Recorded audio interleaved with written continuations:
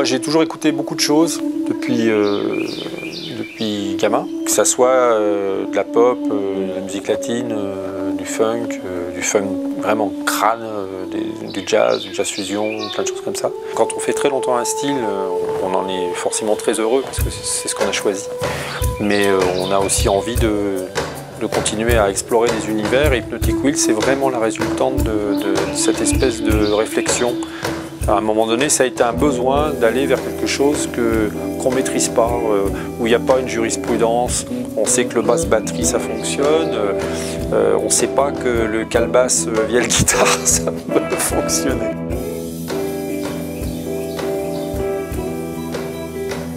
Il y a vraiment cette idée comme en musique électro de prendre des objets sonores simples, ce qui ne veut pas dire simpliste, mais des objets très dépouillés, presque vraiment un esprit très minimal, mais en gardant, encore je reviens à mon histoire de timbre, en gardant vraiment le timbre des instruments, parce que c'est vrai que sinon, au bout d'un moment, si on va très loin, si je mets plein d'effets sur ma viole, au bout d'un moment, autant jouer du synthétiseur, si on garde pas le... C'est pas une fidélité, une tradition, c'est vraiment une fidélité au caractère d'un instrument, voilà, c'est ça qui est... Et donc du coup on arrive à une écriture, oui, qui évoque la musique électro, ce qui est vraiment quelque chose qui nous inspire beaucoup, et donc une écriture vraiment actuelle, mais avec des timbres acoustiques et boisés.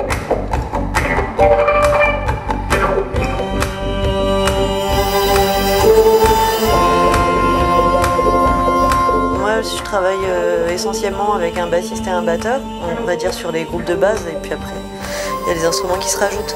Alors que là, en fait, on n'avait pas cette base rythmique là.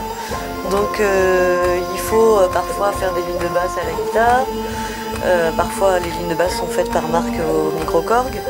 Et puis on n'est pas vraiment là dans le sens où on est un soliste et on va faire des chorus, on est là pour faire avancer la machine, on va dire. La machine entre guillemets hypnotique, voilà.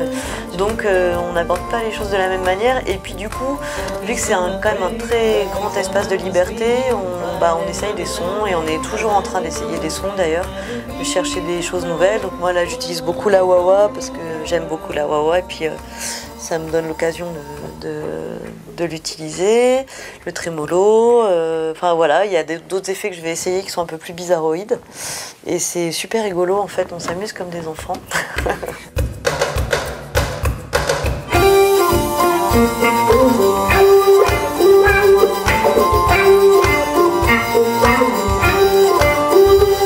Les étiquettes, c'est souvent ce qui nous fait le plus de mal quand on tente des projets comme ça, parce que je vois bien, il y a plein de gens qui ne savent pas comment...